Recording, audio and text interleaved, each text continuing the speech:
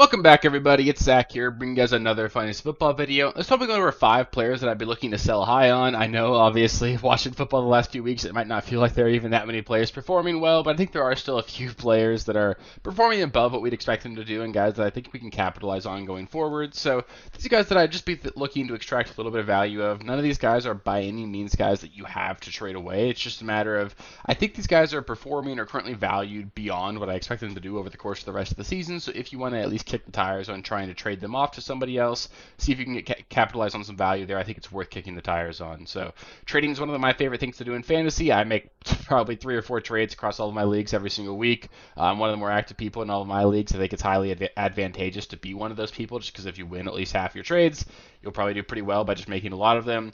Really fun for me to make these videos. I tend to take my own advice in all of these as well, and hopefully you guys enjoy them as well. So yeah, also beyond that, any other specific trade questions you have, let me know in the comments. I love seeing what you guys have working there. And yeah, let's get into it. 5 fun players to talk about here.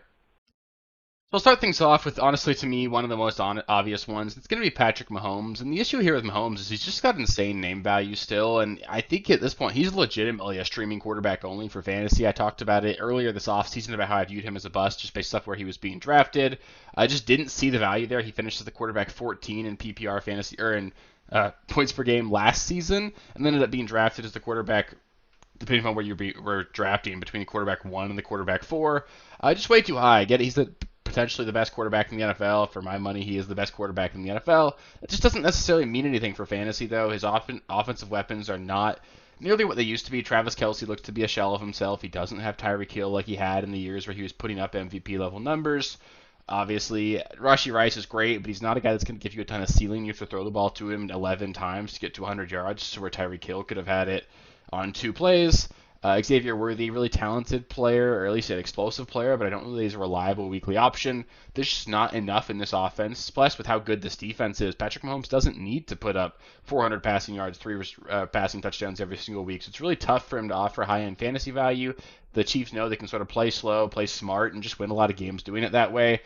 Crazy stat, he has yet to score more than 20 fantasy points in a game this season, has only done it 3 times over his last 17 games, so basically 1 in 6 weeks you're okay playing him. I think 20 points and 4 point per passing touchdown scoring, that's a pretty fair bar for what we want out of our starting quarterback. Like I said, he's done it 3 times over the last 17 games. That'd be a full season. That is obviously nowhere near what you're looking to get out of, especially a quarterback you took this high. But the good thing for Patrick Mahomes, he's still Patrick Mahomes. You can trade him for a lot because people get really excited when they see his name coming into their roster. I would easily trade him for Kyler Murray straight up in a heartbeat. You can do that and get more than that. I would trade him for Jaden Daniels in a heartbeat. There are a lot of players I would much rather have than Patrick Mahomes going forward. And if someone has got Jaden Daniels and you offer Patrick Mahomes for him, it's going to be really hard for them not to accept that trade offer. It's definitely a win for you. I would absolutely look to move on from Patrick Mahomes before you just have to eat this effectively wasted 4th-round pick or a 3rd-round pick based off of where you picked him, just because there are guys on waivers, Geno Smith, Jared Goff, guys like that are going to do the same thing this season, it seems like. So I'd look to move on. Next up, we got the first running back we'll highlight here, and it's going to be Devon Singletary. And to be honest, he's looked great so far. I think he's a talented, not great, but good player. And that being said, there are still some reasons to be concerned here. He scored 2 touchdowns through 3 games. That's good. It's not something that I'd expect to continue, though. That would put him on a pace for 11 rushing touchdowns. That's far more than Saquon Barkley had in this offense last season. The Giants are just not an elite offense. They're not going to continue to put up a lot of points. They won last week. That's not something that I think they'll do a lot very often, especially going forward. Their schedule over the next 5 weeks, they play Dallas this next week, which might look a little bit scary. It's actually a decent matchup because Dallas has been absolutely awful against the run, so it'll be fun to see if the Giants can take advantage of that. But after that, you get Seattle, been a really stingy run defense so far. Cincinnati, that's decent. Then you get Philly and Pittsburgh. Those 2 weeks are going to be absolutely atrocious here for Devon Singletary. He's just not a guy that I think you can reliably start, even though he's been pretty good so far this season. So I don't know if Singletary is going to be the kind of guy that we want to play every single week, and there are a lot of people that are really desperate for running backs. It's a good time to capitalize on that. You can trade Devon Singletary, who's probably your RB4 on your roster based off of where you drafted him, assuming you manage to keep your team healthy. That was going to be able to give you a pretty good return on that because people likely need a starting running back too. A lot of teams in your league are certainly just playing guys like Carson Steele, these low-end options off waivers that Devon Singletary is better than. You're going to be able to get a decent amount for Singletary. He's also fumbled twice already. Not necessarily a huge concern because there's not a lot of competition for touches behind him. You've got Tyrone Tracy, Eric Gray. Neither one of those guys is really going to demand touches, so I don't think he's going to lose his job. But like, there could be a situation at some point this season where the Giants are out of it this season. They look to use their younger guys, see what they have. That could certainly trail off over the back half of the season for Singletary, and then I just don't think he can be a reliable weekly top 24 option. If you can get top 20 running back value for him right now, I would definitely do that because he's performed really well so far, and running backs are always in scarce supply. So if you've got extra running backs and Singletary's on your roster, I would look to move him. Next up, we got one more running back to talk about, and it's going to be Zach Moss. For starters, Chase Brown just looks better to me. He's the more explosive player. Zach Moss, it was promising to see get the 2-minute work. I know a lot of people probably won their fantasy matchups last week just because Zach Moss came in garbage time, mopped up some 2-minute work, and then scored a touchdown at the end of the game. But that really did save his production over the course of the game. Caught 3 passes on that drive, I believe, and scored a touchdown. Take that out, he had about a 10 or 11 point fantasy performance. Not bad, but doing that against the Commanders is obviously nothing super exciting there. I think he's a solid, like really low-end RB2 option, a little bit matchup dependent, but I just don't see him putting up many games that are going to match that Week 3 production. If we look back on the season and see Week 3 ends up being his best week, wouldn't be entirely shocked here. And beyond that, people like I said with Devon Singletary, there are people really hurting at running back. They'll see last week's performance along with the matchup this week against Carolina, who's been really bad against opposing running backs so far this season. You can say, hey, look, you need a running back start this week. Zach Moss coming off a big game, playing one of the worst run defenses in the NFL. Zach Moss could easily put up another 20-point game, and that's going to be a good selling point. You can get quite a bit for Zach Moss right now, but after that, over the next 4 weeks, he has matchups against Baltimore, Cleveland, and Philadelphia, 3 of the best run defenses in the NFL. He's also got 2 matchups with Pittsburgh over the back half of the season after the Week 12 bye. So when you get into the fantasy playoffs, he's not going to be useful to you at all. And people, like I said, they need running backs right now. He's coming off of a good week. If you can get a reliable weekly starter, get a wide receiver 2 for him, get a running back 2 for him, package up for a better tight end or quarterback, I think it makes sense to move off of Zach Moss while his value is still a little bit high, because everything I said here didn't even really account for the fact that Chase Brown could get more involved and potentially steal snaps over the course of the season. Younger, more explosive player. We could certainly see that as the season just goes on here. Next up here, we got another one that I feel really strongly about, and I just really don't think that Garrett Wilson is that dude. I would certainly look to move off of him at this point. He was bailed out by a touchdown in Week 3, only had less than 35 receiving yards. That's by no means what you want to see. He was outgained by Mike Williams and Allen Lazard. Nothing enticing about that. Tyler Conklin outgained him as well.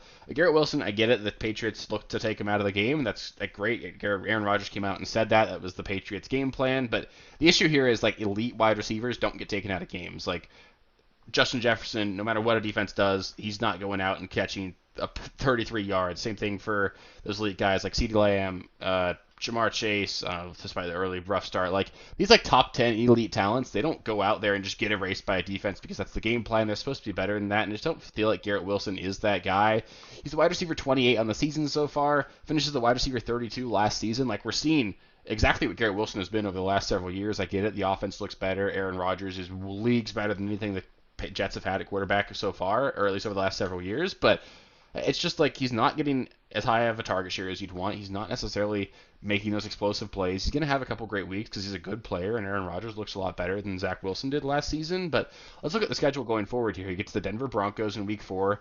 I talked about it in the sell high or in the buy low video about Mike Evans. Surtain's going to shut down opposing teams' wide receiver ones every week. He did it with DK, Pickens, and then Mike Evans. It's going to happen with Garrett Wilson in Week 4. You've got Minnesota, who looks to be one of the best defenses in the NFL in Week 5. Buffalo have absolutely shut down all opposing wide receivers so far, so that's scary for him in Week 6. Pittsburgh in Week 7. Like for the next month, Garrett Wilson's probably going to struggle. He's coming off of a game where he scored a touchdown, sort of made his overall production look okay, but right now you can sell Garrett Wilson for a top 10 wide receiver value because they're seeing the Jets offense trending upwards. Garrett Wilson's still a guy that was drafted at the end of the first round. Everyone loves the talent. I still think he's a talented player, but I don't think he's like a top 5, top 10 wide receiver talent in the NFL. And people are paying for him and willing to pay for him like he is that guy. And we just have never seen it on the NFL field. And the schedule, plus what we've seen so far, just does not make me think it's going to happen. So I would absolutely look to move on from Garrett Wilson right now.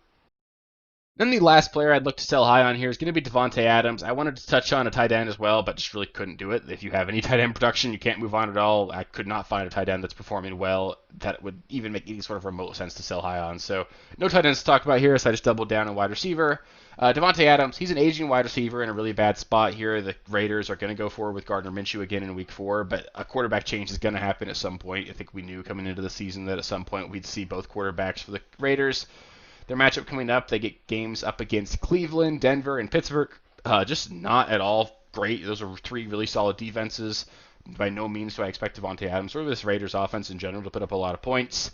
It's also really common just wide receivers of his age sort of fall off in the second half of the season. We saw Stephon Diggs do that last season, Adam Thielen do that last season. These guys, these older wide receivers, you can see them perform at high levels early on in the season because they've had a whole off season to, freshen up. They come into the year healthy, but as the bumps and bruises stack up over the course of the season, their bodies wear down. It's tougher for them to hold up for a whole season. There is obviously always that risk with Devonte Adams. There's also trade rumors circulating. Just a lot of uncertainty surrounding a aging player and a really bad team. And you can still get top 10 wide receiver value for him. He's obviously still a talented player. Put up a monster week 2 against the Ravens. I think he'll have some more good weeks over the course of the season, but I don't view him as a guy that I want to be my wide receiver 1 for my roster. I view him more as like a low-end wide receiver 2 the rest of the way. Likely going to be inconsistent just because the entire offense will be. So if you can get, Devonte Adams value for him, I think I would absolutely look to move off of him just because I do think that he's a little bit overvalued right now, despite the fact that he really just has a lot of question marks surrounding him, and I just don't want that much ambiguity out of my wide receiver 2 right now. So that'll do it for the sell high video this week. Up next, I'll be going over starts and sits. I will go over all 16 matchups in week 4, going over every single player that I think is fantasy relevant and sort of just telling you what I would look to do based off of whether or not they should be started. So stay tuned for that video. It'll probably get split into 2, so it's not like an hour-long video for you guys, but stay tuned for that one. That'll come out tomorrow morning. So Thursday morning, you'll get the first 8 games. Friday morning, you'll get the second 8. That way, you guys, or maybe Saturday morning, just depending upon when I get to it. But you'll get all 16 games before Sunday. Sunday morning, 9 a.m. Pacific time, 12 p.m. Eastern. You guys will get the live stream. I'll go over last-minute injury updates, last-second start-sit questions you guys have. So hop into that one. Just love interacting with you guys live there, sort of tilting last second before the season or before the week starts. But yeah, lots of content coming up. There's like 6 videos every single week along with that live stream. So if you're missing out on that, just make sure you subscribe to the channel. That way you don't miss any of it. You can click the notification bell. That way you get a notification when new videos come out. Beyond that, if you made it this far in the video, please do give it a thumbs up. It just helps me out quite a bit. Helps me know that I'm doing a good job and that you want more content like this. So yeah, really appreciate you guys. It's really fun just talking to you guys. Love this community here. It's super fun. And I just can't wait for more football. We got a long season ahead of us, so don't panic if you're 0-3, if you're 3-0. Things are going to change over the course of the season. Just keep your head down. Keep grinding. Your team's going to get better over the course of the year.